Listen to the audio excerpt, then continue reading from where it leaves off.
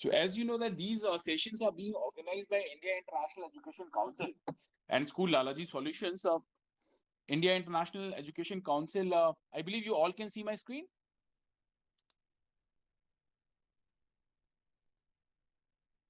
Right. So I hope you all can see that.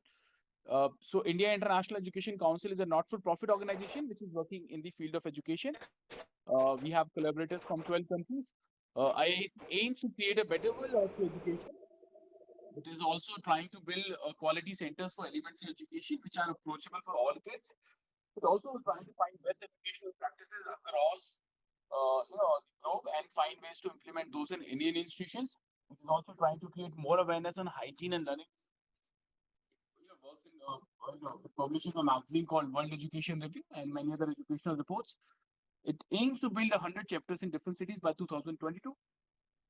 It will soon open its membership for institutions and individuals. It also imparts training for leaders, teachers, students, and parents. So, as I said in the beginning, that this is our 75th session. We have so far organized 74 sessions. We have received 6,922 registrations for these sessions. We have also received 6,092 questions on national education policy. We have seen participation from 5 countries: India, USA, Qatar, Saudi Arabia, and Nepal. In India, we have seen participation from 19 states and 79 cities. We aim to organize 200 sessions. We would be reaching out to 100,000 educators, 20,000 institutions, and 1,000 plus eminent speakers would be joining us, like today's speakers, to share their perspective and thoughts on national education policy.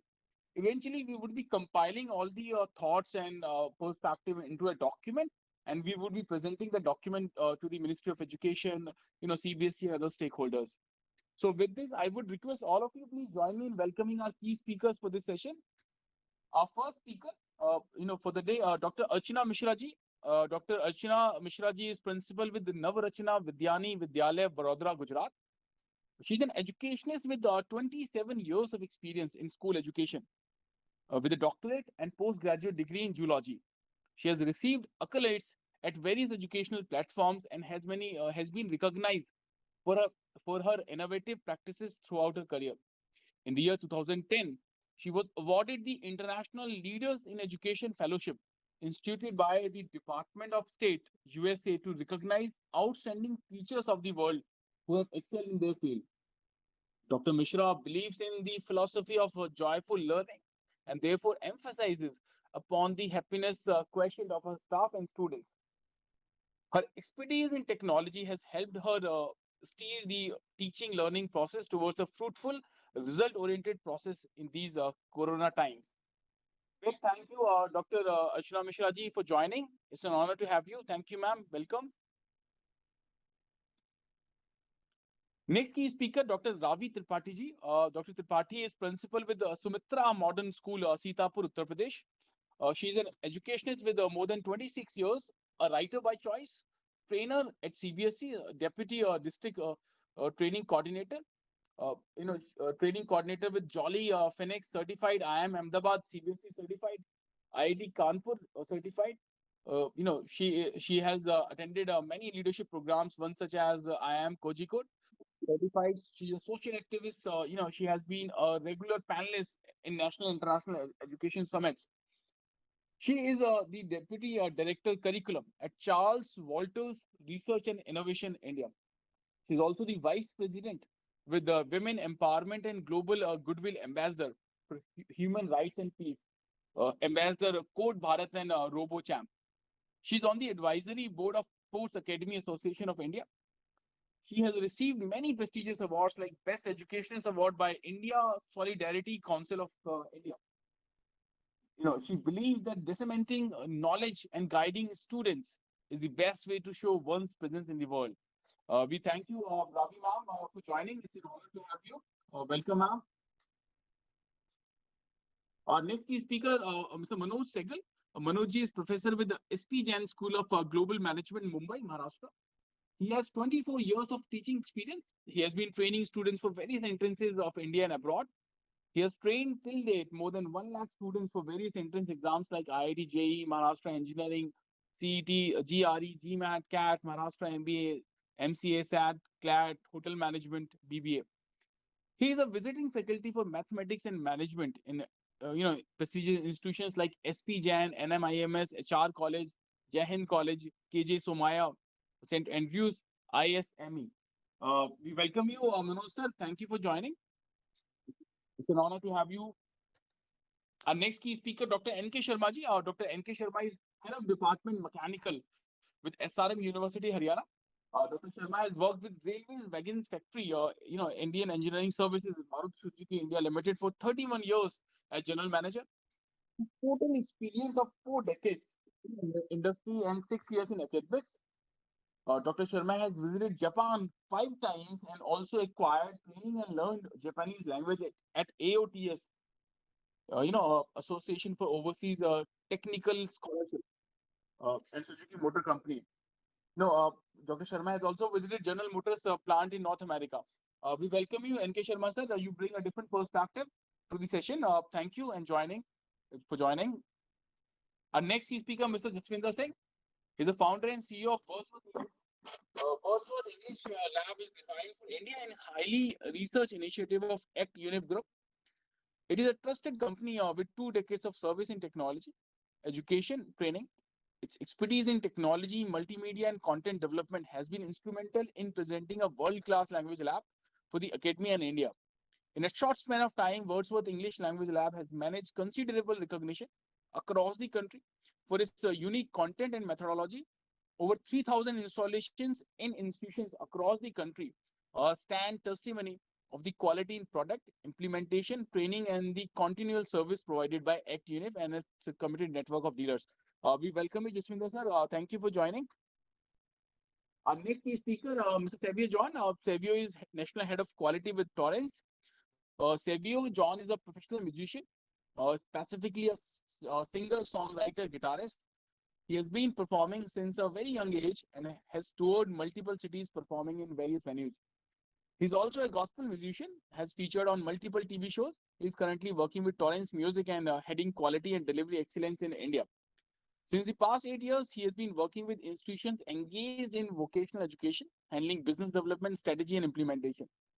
Xavier has always been very vocal about making music a compulsory subject in schools, as the creativity, discipline, and communication that it demands would help students become better individuals. Xavier has authored the vocal curriculum for Torrens and conducts vocal workshops across various schools. So we welcome you, Xavier, for joining. So with this, I would request all our speakers, if I can come to you for your opening remark.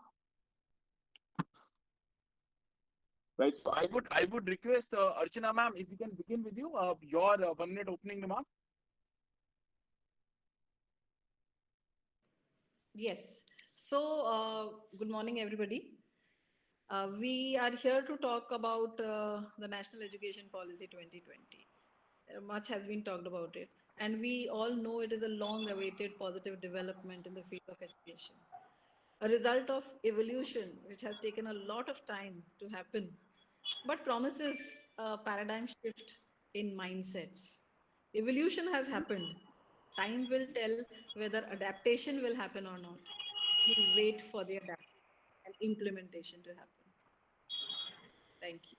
Absolutely, absolutely. Time will tell whether we would be able to adapt or not. Thank you, Archana ma'am. Now I would request Ravi Tripathi ma'am. Ravi ji, your opening remark. Sure. A beautiful morning to all of you. Wish you a very happy New Year. When we talk about NEP from 1986 to 1992, and now it is 2020, NEP 2020, it seems that NEP is going to relive its existence. And when we talk about NEP 2020, it doesn't enforce any policy, rather, it's a guideline.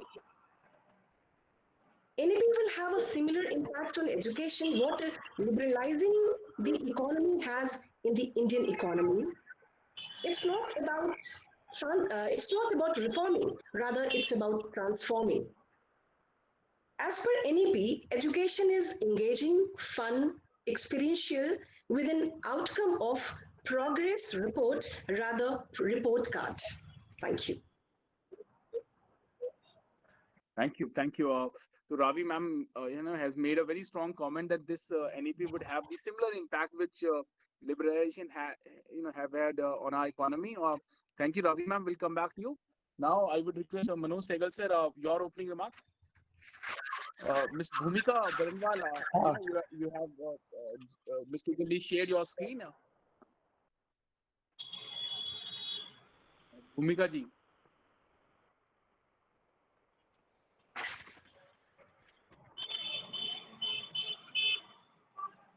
Right. So, Manoj sir. Good morning and wish you everyone a very, very happy 21. Hopefully, it should be much better than last year. What we Sir, you're on mute. Sir, you're on mute, sir. Mute, sir.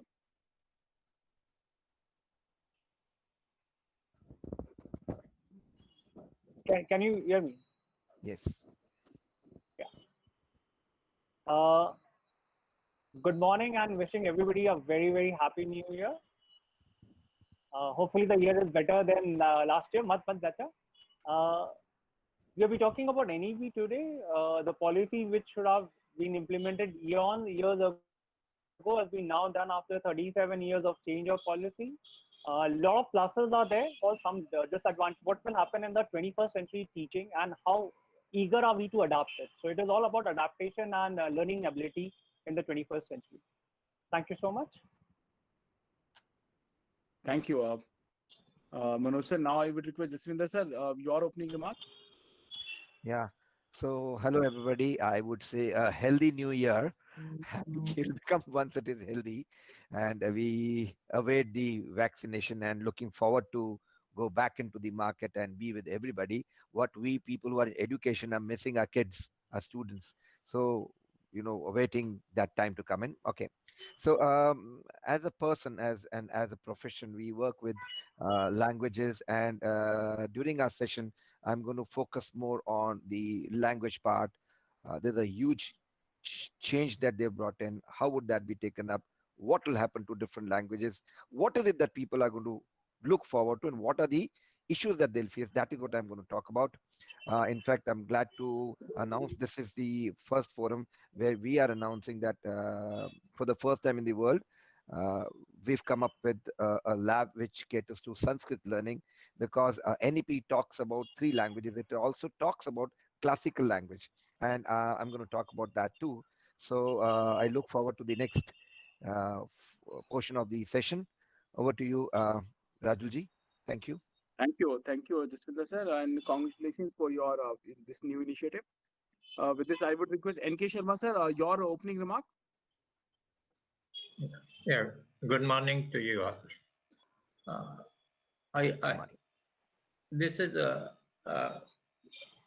like this that a education system needs to be changed continuously, because what is happening, the society needs and demands are changing continuously. So this process is a continuous process. Even if the education ministry says that you change this one or new policy, this one, the education system will change of its own without pushing it to the educational institutions. I see when I joined schools, entirely different system. When my grandchildren goes, it is entirely different. So there was not much changes which the government had pushed, but the education system has changed over the time. It is a continuous process. As in Carnegie Mellon, one of the university in US, they say the society will continuously keep changing their needs and demands. Education system has to meet their demands. At the same time, the education system, the universities, the school has also a vital role to play in transforming the society in the way they should go. There might be a slight difference in a thinking process, but at the same time, this education system has to play a vital role in deciding the role of the society and needs of the society. Right, sir? Thank you very much. Thank you, Sharma sir, and we all agree with you that education needs to get evolved with the changing requirement and desires of society. Thank you, Sharma sir. We'll come back to you. Now I would request Savio, sir, your opening remark. Good morning, everybody, and I wish you all a very, very happy New Year 2021. We hope that things pick up in a much better way in this year compared to what we experienced last year. That we would be able to save a lot of lives and make things easier for our children, especially in the schools and all the different very walks of life. Going through the NEP 2021, I did notice that it speaks about formally introducing arts classics, literature, music, and other performing arts. We, as music education aggregators and providers, find it a very, very welcome move. And considering the fact that music itself has been mentioned over 20 times in the NEP, I feel that if things are well formed at the fundamental level, it will help children later on in their lives. And so I would be adding a little more light on the importance of music education and how the NEP has added more value to it in this present document. Thank you, everybody. Over to you, Rajul. Thank you, Savio. We'll come back to you. Before I invite Archana Mishra ma'am for her main talk, I would like to share the kind of views we have received during our last 74 sessions. Many people, almost everyone, believe that this is a wonderful document. This document has potential to give a decisive direction to Indian education. In fact, many believe that this has potential, if executed well, this has potential to put India at that that Vishwa Guru in terms of Gyan, for at that position. But almost everyone has raised their doubts and apprehensions about the execution. Whether we are going to able to execute that well or not. Many people have given the example of CCE. They say that that was again a wonderful initiative, but got failed due to the poor implementation. Many believe that many good school in metro cities or urban areas are already they have already implemented many of the points way before the formal announcement of NEP. So they believe that the biggest challenge would be for the government schools or budget schools or the villages, the schools in villages. Many believe that teachers training would be a huge challenge. How we are going to train our teachers. So I would request all our speakers, when you are explaining your interpretation of NEP, I would also request if you can suggest something which all other schools can implement in their respective areas. So with this, I would request Archana Mishra ma'am, we all are very excited to hear your ideas. How do you see that? Thank you. I would want to present there's a small presentation that I have. So I am presenting my screen. Right. Uh, just a moment.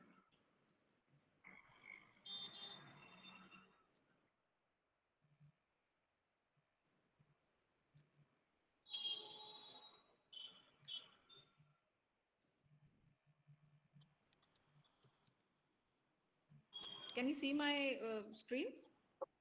Yes, ma'am. We can see your screen. Great. So, good morning again. I don't have a lot of understanding of the NEP, and I'm sure nobody actually has. The reason is that we've read a part of it, and I mean, we have read it, but there is like you said, there is a lot of this thing which remains, doubt which remains due to for its implementation. So I believe that this NEP has brought in an overhaul. It requires an overhaul of the whole education system. One of the major objectives of NEP that I liked so much is that education must build character and enable learners to be ethical, rational, compassionate, and caring, while at the same time prepare them for gainful and fulfilling employment. A laudable objective requiring an overhaul of the whole education system of India. So, there is a shift which is required in this case from inputs based approach to outcomes based approach. We are moving towards progress. I mean, this NEP is actually a progressive, comprehensive, reform-oriented, transformational, and very highly ambitious project. So a huge change in mindset is required. Accountability of all stakeholders will increase. And the most important thing is that it has to be implemented in letter, intent, and spirit. Only then will the new education policy be of any worth. So, what is in it for me? Ask the teacher, the student, and the teacher. For students, better pre-primary education. Now, pre-primary education has been given a formal status in the realm of school education now. Schooling, though informal, starts at age 3. NCERT is expected to look at best practices from within the country and abroad and bring about an excellent pedagogical framework suitable for children aged 3 to 8. The formative years of childhood learning have finally gained recognition. Then NEP has proposed moving from rote learning to realistic and comprehensive learning. The race for better grades and evaluation based on point system has developed a rote learning culture among the students of our country. And who knows it better than us? Unfortunately, India was known to churn the largest number of unemployable graduates in the world. And this was mainly because of lack of realistic learning. It will not only be on the now, the focus is shifting. And so it will not be only on the cognitive learning, but also on building character and creating holistic and well-rounded individuals equipped with the key 21st century skills. Specific sets of skills and values across domains will be identified that will be integrated at each level of learning. There'll be focus on critical thinking, inquiry-based, discovery-based, discussion-based, analysis-based learning. Then examinations are going to be easy. The word easy has been mentioned there. Board exams will be redesigned to encourage holistic development and will also be made easier by testing core competencies and capacities. All students will be allowed to take board examinations upon 2 occasions during any given school year, one main examination and one for improvement if desired. All students will take examinations in classes 3, 5, and 8, which will be conducted by the appropriate authority. Then there's open choice of subjects. Students will have increased flexibility and choice of subjects so that they choose their own paths according to their talents and interests. There'll be no rigid separation between arts and sciences, between curricular, extracurricular activities, between vocational and academic streams. Support for the gifted students and for those with special talents with additional opportunities is also proposed. Many co-curricular activities are to be incorporated into the academic schedule to unearth and develop the talent of children. Now for the teachers, NEP has recognized the teacher as the most respected and essential member of the society. And also that the status of teacher undoubtedly and unfortunately has dropped. Again, nobody knows it better than us teachers. Efforts will be made to attract the best talent and thus revive the high status of this noble profession. A 4-year integrated B.Ed program and scholarships to attract meritorious students in profession, in service, professional development options, and career advancement will be dovetailed into the system. Now, we talk of implementation. So the real test is in the implementation strategies. There are what seem to be like locks in the whole scheme of things, and every lock has a key. So first, talking of easy exams. NEP 2020 mentions that the syllabus would be reduced to accommodate only core essentials in order to make the board exams easier. But we teachers have our reservations. We strongly feel that the rigor of learning should not be completely done away with. There should be no compromise on the core competencies. Then only it will work. The call for inclusion of vocational training and education from an early stage is an excellent step. It is vital for children to have a balanced education and hands-on. Excuse me, there's somebody's mic is on and I can hear a lot of vehicles going on. It has been from here taken to care there. of, ma'am. It has been muted. Okay. So it is vital, it is so important for children to have a balanced education and hands-on vocational training to prepare school children for the world of work. Besides, it also gives them a rounded education and enables them to understand the value of learning a skill or a craft or a trade and learn about dignity of labor firsthand, of course, while moving towards self-sufficiency. So to incorporate vocational education, there'll be a need for high level of synergy between government departments. Ministry of Human Resource, Ministry of Skill Development, Ministry of Labor will have to come together to devise proper strategies to implement the vocational training in the schools at an early stage. Then the multidisciplinary approach is a welcome change, and the flexibility in choice of subjects will result in only interested students opting for a particular subject, meaning more innovation and creativity. When they talk about no silos, it can also be translated into no focus. Children's interests keep changing. So at the end of schooling, they might still remain confused about what to study. So the core syllabus needs to be protected. No dilution should be allowed. Then we practitioners have seen year to year that the year-end examinations fail to indicate individual differences.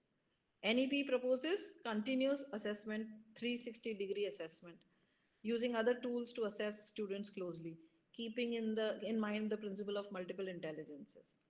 Now, this measure will require extensive teacher training. Just now it was mentioned that we know the fate of CCE in the absence of proper training and implementations some years back. So actually the objective of transforming the culture of assessment depends on changing a mindset. That is the result of decades of conditioning and reinforcement. We need to change the attitude of adults, especially that of parents and teachers, towards assessment, so that children are enabled to take tests in their stride. It is easier said than done, of course.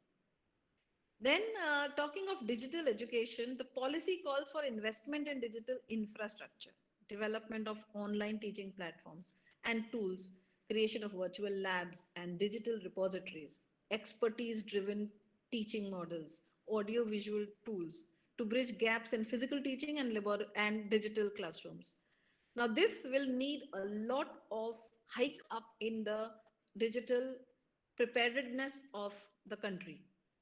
Also, a lot of money is required. So it is also a fiscal requirement. Then the proposal of NEP is that there should be continuous tracking of each child's learning outcomes. This is very reassuring. In fact, the purpose of the proposed examinations in classes 3, 5, and 8 is for tracking learning outcomes and to introduce remedial measures and course correction whenever required, so that at the end of the year, the child doesn't end up not knowing anything and not knowing where to go. So course correction would include revision of course content in terms of depth and breadth, and revision of teaching strategies and goals. So in absence of continuous tracking, this continuous examination and the learning outcomes is not possible. So there should be continuous tracking. This is all that I had to say. I hope, let's hope actually that NEP brings about the much required paradigm shift in the field of Indian education. Thank you so much for your patient listening. Thank you, Archana ma'am. You talked about, the kind of challenges, we need to overcome before, we can successfully execute this policy. You talked about the teachers training. You also talked about the, financial constraint and challenges we have in the system, and how to attract that, the talent, who can come forward to opt teaching as profession. You also talked about that there is a need for the digital infrastructure.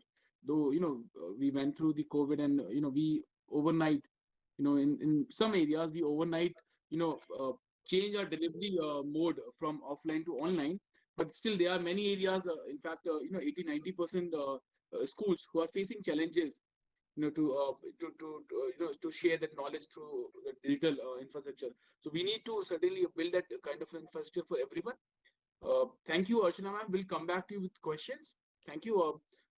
With this, I would request Ravi ma'am, your ideas, your perspective on national education policy. Ravi ma'am. Sure. Thank you so much. NEP is being churned out to take the best out of it. to make the best out of it. And we have been talking about NEP 2020, and we are trying to find out the kind of freedom that an education policy can cater to an educationist. Education must move towards less content and more towards learning about how to think critically and problem solving, how to be creative and multidisciplinary, and how to innovate, adopt, and absorb new material in novel and changing field. It promotes education through mother tongue, and it will make our students more market ready. That is the need of the hour. NEP 2020 caters flexibility that we always been looking for to choose learning trajectories and programs to choose own paths in life. There is a multidisciplinarity and a holistic education across the sciences, social sciences, arts, and humanities. There are 9 Navratnas of NEP which I could make out. That is equity, synergy, inclusiveness, quality, lifelong learning, interdisciplinary, flexibility, sensitivity, and rootedness. There is a shift from a rote learning to a CBL, that is competency-based learning, which is absolutely outcome-based. Now, this competency-based learning is talking about the skills that a child can enhance. Knowledge that is utilized in entrepreneurship,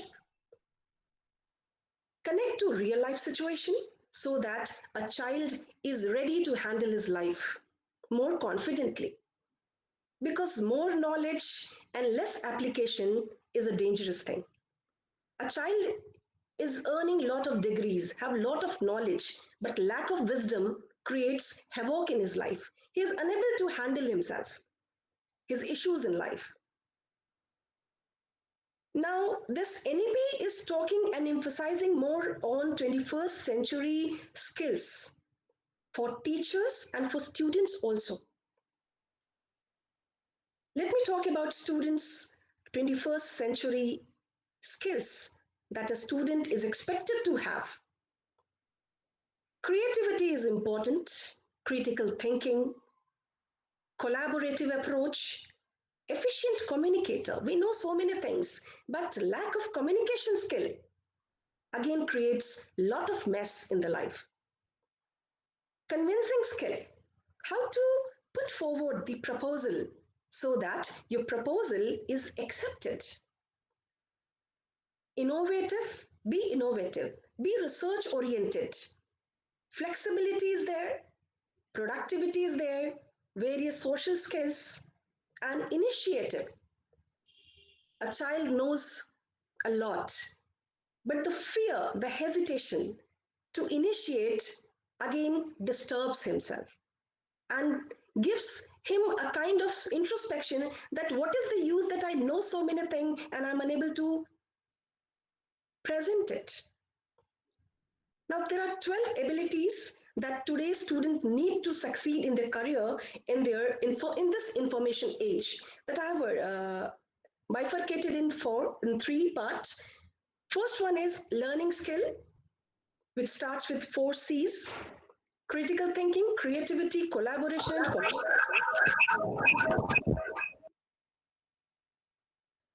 Another one is literacy skills, that is IMT, information and literacy, media literacy, technology literacy, the need of the hour. The third set is life skills, that is flexibility, leadership, initiative, social skills, and productivity. Now, this NEP is making the child ready to handle his life personally and professionally, handle wherever he is planted and ready to bloom. Now, when we talk about teachers, a lot of work to be done. A teacher needs to understand the depth of unlearning first, learning second, and relearning. And when a teacher makes it the first priority, then definitely the teacher is going to give the best version of a teacher to his student or student. Now, one important statement which I would like to uh, give as a gift, a New Year gift to my teachers all around the globe. If you really want to teach a child and make his life worth living, then motivate yourself. Motivate yourself to update yourself. Come out of the rigid shell.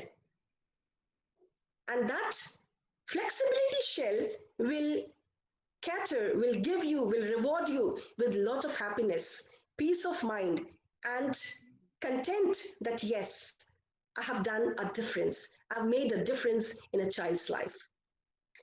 You need to accept the latest and upgraded pedagogy. Expand your teaching toolbox. Come out of that chalk duster. Have research oriented mindset. Because in a classroom situation, if a teacher presents his research, that indirectly and directly gives a kind of motivation to the student that yes, next time, whenever I'm given a kind of homework, I'll do my homework with a lot of research. And when a person does the research, he's more confident. To make a child confident, research oriented mindset is very, very important. Build your positive digital footprint. Connect. Connect with yourself first. What actually you want to convey? Connect with the student. What actually you want to disseminate? Do not impose your knowledge on them. Rather, give them a platform so that they can present their thought, and while presenting, they are confident. That fear of criticism should be removed from the life of a child. This is what NEP is trying to focus on again and again. Now the teacher has to understand the real meaning of collaboration. Collaborate with your colleagues, various subjects. Connect with the subject. So if an English teacher enters the class, he should be confident enough that yes, even though I'm an English teacher, but I'm friendly with Hindi, social sciences, art, music. So become the perfect package of a teacher. Go digital. Learn new technology. Write blogs. Restructure your classroom. Why the same classroom every day? Have a change. And change is the law of nature. And once you understand that yes, change is the law of nature, you are absolutely on the right track. Now, the word that I said, the toolbox of a teacher should be innovative. Be a storyteller. Share your life story with your students. Connect with them. Do not focus simply to complete the syllabus. Completion of syllabus will give zero outcome. And you are a teacher of 21st century with 21st century skills, armed with 21st century skills, who is going to make a difference, create a nation who is more confident. Thank you so much.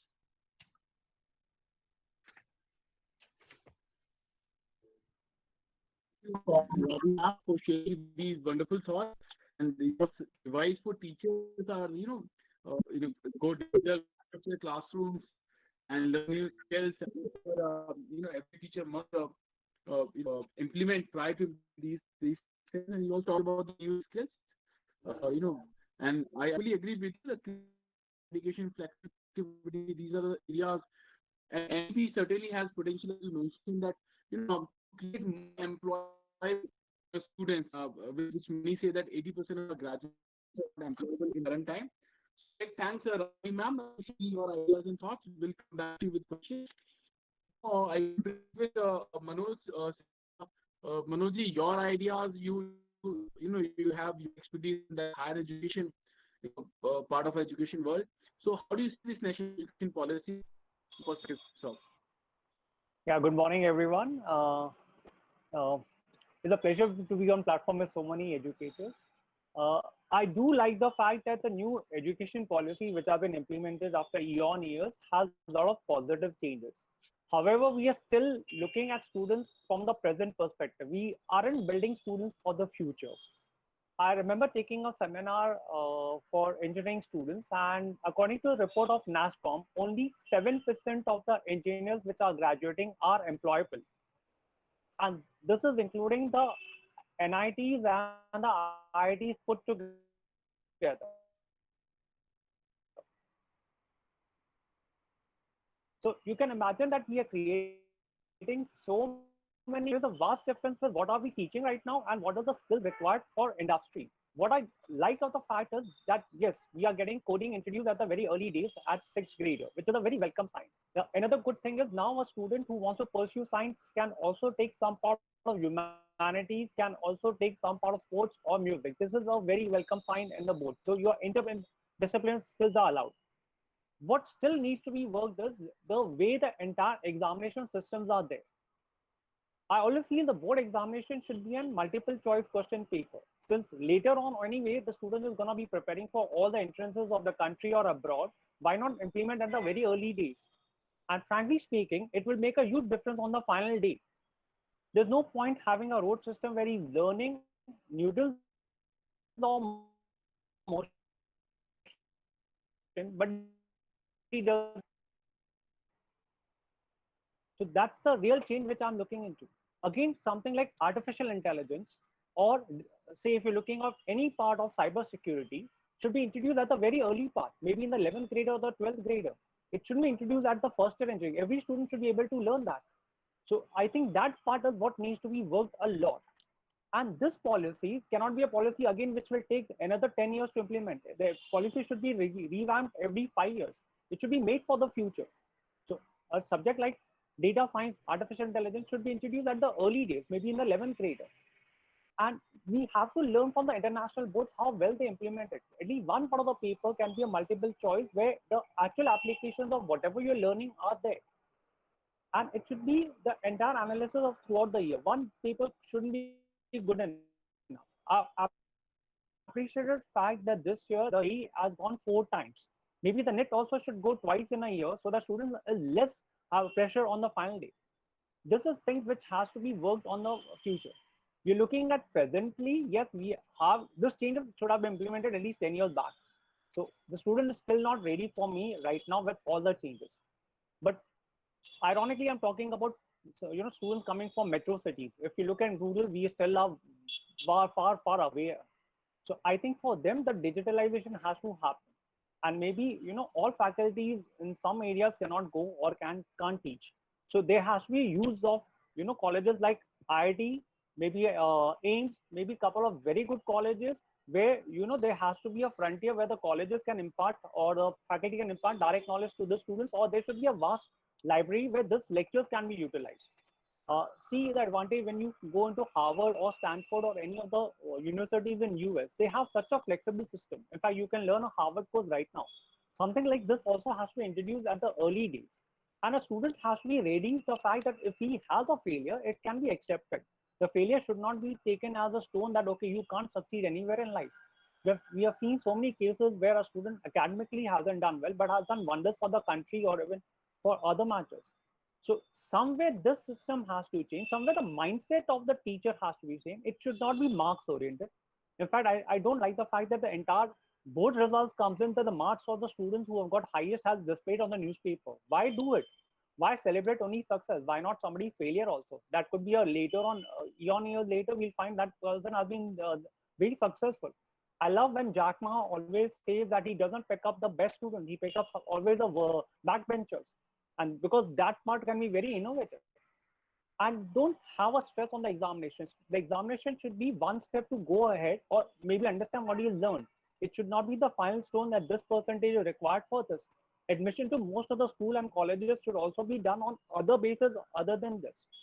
If you look at any part of US, where if you go for undergrad, they do have a SAT examination and an TOEFL or IELTS, which is one of the things they look into. But this is not the only two things that they look into. They look at your extracurricular activities. They look at if you have a decent GPA or you've done something voluntary work. In fact, social work takes a huge importance in US, which we don't even do it here. Somewhere, if you're looking at the fact that we're looking at taking healthcare as one of the primary section, and maybe now this year the budget will also have a good amount of money given to healthcare, shouldn't a social service be made mandatory and some weightage should be given to that also? So the policy works well as of now for the current system. I don't think so. We are still ready for next generation to take into the market. I mean, this is some views I have. I'm also open for discussion. But thank you so much for allowing me to speak on the platform. And over to you. Thank you, Manoj sir. You raise very important points that we, must focus upon the practical side of education. Where the practical side. You also suggested one example that many students who did not do academically that well, but they are highly successful in their that practical side of life. So thank you, Manoj sir, for sharing these thoughts. We'll come back to you with questions. Now, I would request NK Sharma sir, sir, your ideas. You bring a different kind of perspective. You have decades of experience in industry and academics. NK Sharma sir, over to you. Yeah, thank you, sir. Uh, it reminds me 1991 when Dr. Manmohan Singh opened the economy for India. So earlier, what was the stage? We were in a stage where we do not want to take any advantage of the outside world, and also not very much interested to have a free economy across. That was one of the most critical point, which vital point, which Dr. Manmohan Singh took over. He was a finance minister at that time. He opened up the economy for our nation. That that changing that it brings a lot of competition in the market in all spheres of life. So that was one of the most important thing. And when Maruti start coming, and in 1984 83, so Japanese brought a work culture. They have a work culture. Work culture it means that it how we work in an industry. That their work culture, when they started implementing this work culture in Maruti Suzuki, we had a problem also. We are from a different society. We were not accepting their work culture. So over the time, they took 5 years, 6 years. We also struggled a lot to accept it. Once we accepted that culture, that Maruti brought a wonderful results over the time. It's changed the way of working. A technology, how the technology can be used for making a large scale, mass scale production. So today again, because what is happening, our population is very high. Many transformation is required across the industries, particularly particularly for the engineers also, as sir has said, Professor Manoj, that employability of the engineers are, it is a gap is there. We accept that there is a gap between industry and academia. This gap, yes, this need has to be filled in, and that gap needs has to be filled in by various things. As the job, most of the things have already been spoken by Dr. Archana, Dr. Ravi also, and Professor Manoj. My job has become very easy. Of course, the university is doing, as far as some changes are concerned, choice-based credit system. At what time, sir? After 10 minutes. Okay, sir. So choice-based credit system has become a over here a mechanical engineer can learn artificial intelligence, can learn machine learning, can go to finance, can learn management also. So this is these points have well been emphasized over the past also, that the choice-based credit system is a need, so that the students can go to any field in industry. What is happening? I joined in production engineering, but later on it was found that after 5 years I realized the company made us realize that you are not only for production engineering. You have to go to the finance also. You can go to the HR also. I have to go to the marketing also. So that choice-based system has to be inculcated right in the beginning, that in this academy has started, and also Dr. Archana and Dr. Ravi has spoken about that multidisciplinary, multifaceted education system has to be there. I'm one of the most important part is the challenge. The challenge in implementation of education system is a very very vital in deciding all these things. So at this point of time, I would like to say thank you to you all. Thank you. Thank you, MK Sharma sir. Certainly, we need to bridge the gap. In fact, I recall a conversation I had a long back with an industrialist. So he said that, when as a consumer, when we go to buy some kind of product, so we expect that 100% accuracy. We cannot buy a mobile phone with 99.9% accuracy. We want 100% accuracy. We can't buy a car or a motorcycle with 99% accuracy. We demand 100% accuracy. So that industrialist told me that we also, we also buy talent. When we go to colleges to hire people, so we also want that 100% accurate graduates. So our educational institutions or our educational setup, has been unable to deliver that, and the reasons have been, correctly mentioned by Ravi ma'am and Archana ma'am and Manojji and MK Sharma sir. So certainly we need to bridge the gap. Industry expects, and in today's time there is no local thing. Available. We can buy, which is being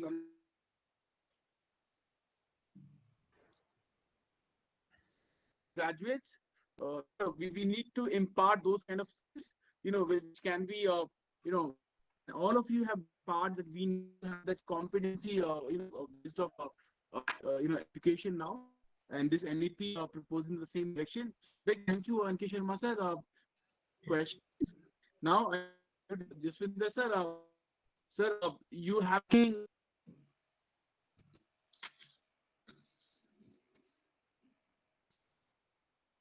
I think he's having some problems.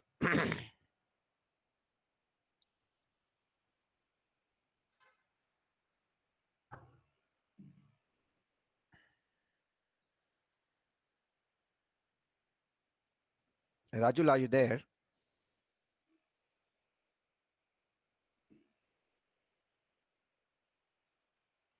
I think there is some connectivity issue.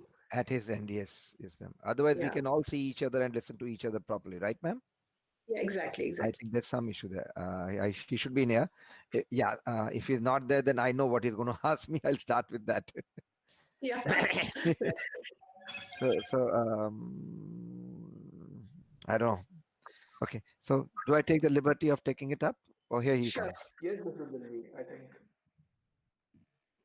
Rajul, are you there? Yeah, I believe I lost the connection. Yeah, I he's saved my back. sentences, and I was just thinking that Jaswinder sir is waiting for, I don't know for what thing, but I lost my connection. So I thanked NK Sharma sir. I thank you all once again, for sharing that. So Jaswinder sir, over to you. You have worked in this in education, for decades, and you have also worked with corporates. You bring a different kind of exposure. So what is your perspective? How do you see national education policy, Jaswinder sir? Thanks, Rajul. Uh, I was waiting for 3 more minutes so I could say good afternoon, but anyway, good morning again. Uh, right. So the point is, I belong to the technology industry. We are an ed tech company and more focused onto languages. So most of my talks are going to be on technology enabled education and language, right? So if we first start with language, what we understand is NEP has brought in a very big change, and they're trying to do something which is very nice, very good, but very, very difficult to implement. Let's first start at the three language system that we are talking about. We're talking about that the initial levels, that up till fifth standard, the schools may, it is not should. Okay, let me remind everybody, it is not that it is compulsory to teach in home languages, but they may teach in those home languages, and you can have the other languages side by side. So a very welcome change. What I understand is during the initial foundation years, students need to have their concept clear.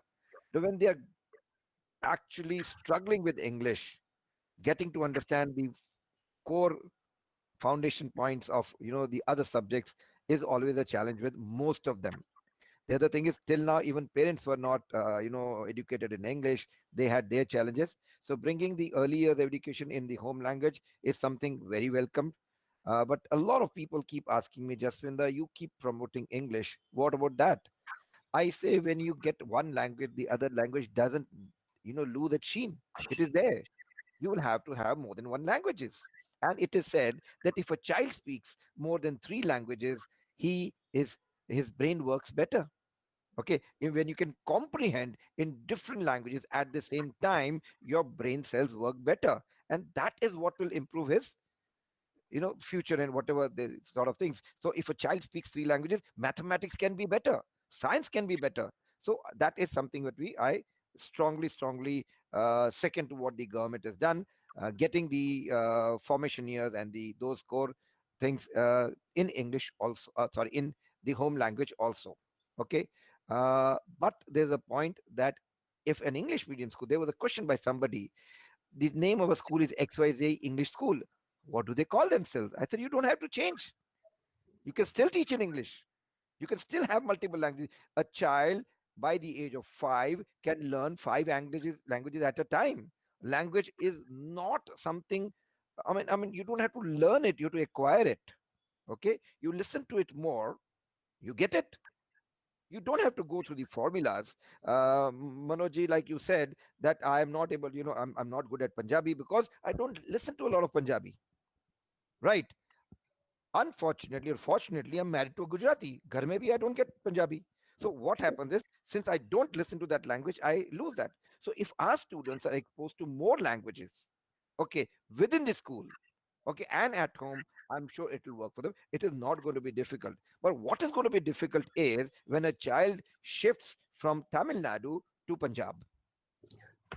Okay, if in Tamil Nadu his teaching or his the learning has been in Tamil, and if he has to go to Punjab, that's going to be a problem. So schools will have to have remedial and a lot of those things, and they will have to have special educators who will teach that home language also, right? So that's something that I don't know. I'm sure the policymakers would have thought of that, because they have a lot of schools which the government has for people who are who have transferable jobs. Let's look at KVs. I work at 1100 KVs.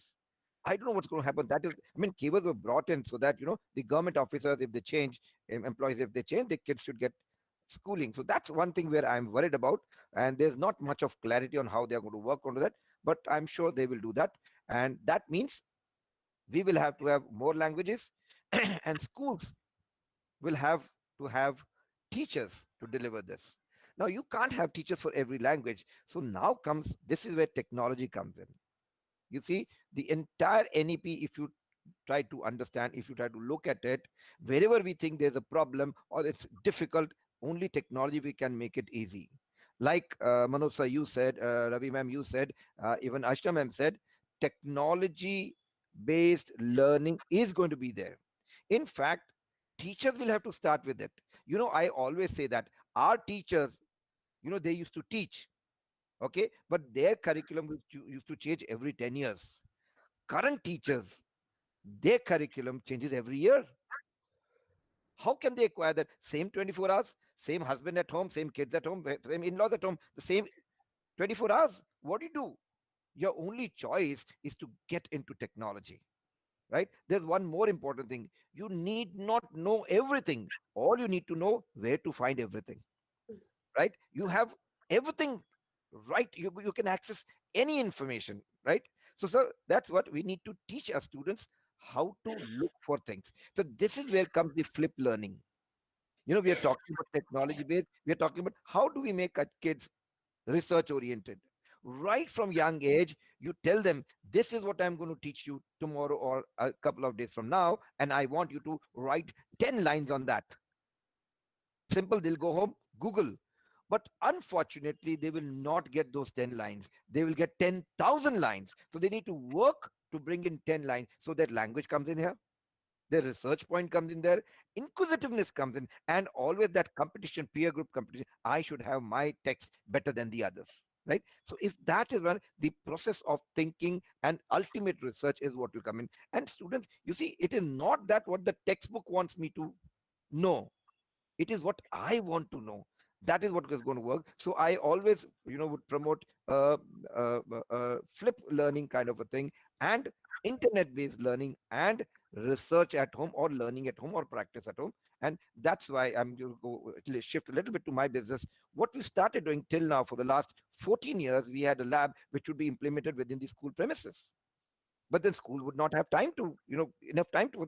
So what we did is we've given that access to kids at home. They can use a computer, they can use a tablet, they can use a phone. They should have, because they already have access to the device, and they have access to the international or the internet. So why not give them that? So that is something that I would get on to that. Going on to next is understanding vocational training. Very important. Being more compassionate, very important. Ma'am talked about we need better citizens, right? Don't teach your child how to earn more money, teach your child how to be more happy. So that comes in when these kids are made to go and work with people with of other profession, right? That that vocational internship, what they're talking about. Now if I have to go and do an internship with say somebody who makes or who has an ironing shop, right? You have got mechanized one, or I may go to a supermarket, or I may go to a welder's place. Not only I will know what that process is, I will start respecting that process. So respect, dignity of labor, that is important. And that will come only when we know that that guy is a human, and what he does, if he doesn't do, I will lose something. So if dignity of labor is brought in, then we'll have more vocations to look at. Why we are talking about 84% of our graduates not being employable? Because everybody wants to become either an engineer or a CA or a doctor. How many doctors, engineers, and CAs can you have? I come from Gujarat, which has got uh, extra commerce graduates, right? Everybody goes in for commerce. Why? But if at a certain age, if I know that I can do this or this or that, and all these professions might well pay you much more than what a doctor gets. So if you dignify, if you give that dignity to that kind of work, there'll be more work. You look at UK, a plumber has a Merc at home, and यहाँ पे भी think हम कब Merc करेंगे, right? So the whole point is, if that part is brought in, I am sure this will work, and this is something that has to happen at the school, right? No work is less. Blue collar jobs are equally good, right? That's one thing that I want to do, bring on to that. So we talked about this, and lastly, I would like to talk about assessments. Okay, assessments are not to grade a child or a teacher. I say assessments are your blood test. You will get to know which medicine to eat. If you don't assess yourself, how will you know where your weak areas are? So I would say last year we assessed 1 million kids to find out what is not working well. What was our finding? Majority of our students are not reading. Reading as a habit is slowly going down. So what we did is we brought in a digital library where each child gets a storybook, a book to read every week or every month. Now the challenge was kids would not read. So we made them record those books and made them listen to those books. So they got excited about, being a radio jockey, right? So what happened? Those books have now started coming back as recorded. So that's how. So if we bring in technology, if you do an overall thing, I'm talking everything from a language perspective, this will help in the other subjects also. I am sure we will be able to achieve what NEP wants. NEP is, like ma'am said, is a guideline. If we follow, we will benefit. If we don't, we'll go back. Like we have got the largest young population in the world. And you know what? You want an electrician, you don't get it. मैं आज नहीं आऊंगा, आज time नहीं है, right? And you wait for him to come. Why can't these graduates be done? So this vocational part which they've got is good. The part is, after 1 year you can, it's a diploma, 2 years it's a degree, 3 years. I mean, 1 year it's a certificate, 2 years a diploma, 3 years. It is good. If I feel that I need to earn for my family, I can go earn some money and then do a part-time job. And this is where your online graduation will come in. I work the day, evening I can attend. So all this with technology, because people during the last 9 months have understood that technology will help you. पूरी दुनिया बंद हो गई, technology बंद नहीं हुई, and that is what helped. And everybody now not something that you have to be scared of. Teachers who would always be scared. We have trained 25,000 teachers till date. And the major problem they used to have is, oh, technology, I don't want to do. But now they are all doing better than what we expected them to do. So, in Gujarati, I don't know if Ashna ma'am will understand that. They say, Padya eva devaya. That means if you get into it, you will be able to do it. So that's what they do is you fall into it, you give it to them, and they will be able to do it. And that's what technology helps them do. So I am going to conclude my this part of the session by saying is language important, good, thumbs up to the government. Though we promote English as a language, but getting those other languages are very important, and that doesn't mean English value has gone down. Second, technology, technology and technology. Third, assessments, and these assessments will be able to tell us where these students. So even the teachers need to be assessed, right? Let them assess themselves, and they will know what they need to know. And by assessing, you don't grade them that you are a grade teacher or a B grade teacher. That will demote them. But if I know which part of my body has a problem, or which mineral I need to have more, or which vitamin needs to be taken up, I will become a better person health wise. So the same works with teachers. So I would strongly promote teacher uh, assessments on a regular basis, which schools can individually can go on to that. Thank you, Rajulji. Over to you. Thank you, Jaswinder sir. Big thanks for highlighting these areas. You shared the importance of assessment. You also talked about the importance of vocational education. How that can fill that gap of skilled labor in our country. You also talked about how multiple languages can increase our efficiency for other subjects. So thank you, Jaswinder sir. We'll come back to you with questions. Now I would request Savio. Savio, you come from that. You represent the art side of education. You Yeah. also mentioned that music has received a special attention in national education policy. So how Yes, do you yes. see this national education policy? Your perspective. Thank you, Rajul ji. Thank you for having me over. Good afternoon, everybody. And I really loved how Professor Sehgal quoted about Jack Ma. Uh, I would follow Jack Ma during my earlier years, and I remember the incidents when he had gone for an interview with KFC when KFC came first to China. Uh, just for the sake of the listeners, 24 people had actually applied for the job at KFC. 23 were selected, he was not selected. Today, if he would have been selected and been working with KFC, we wouldn't have had Alibaba, AliExpress, or the companies which he floats. And a huge quantum shift needs to happen, especially in the field of jobs, as I feel. Even like what Jaswinder Ji was quoting about the plumbers driving Mercedes in the Americas,